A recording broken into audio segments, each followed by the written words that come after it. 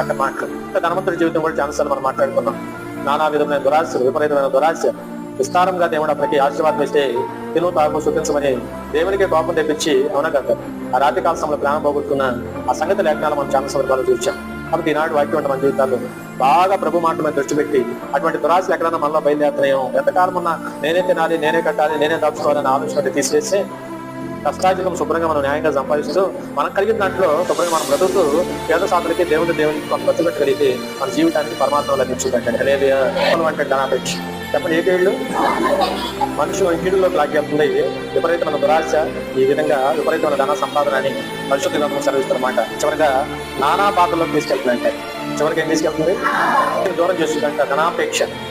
ఎక్కడి నుంచి దూరం చేస్తుంది?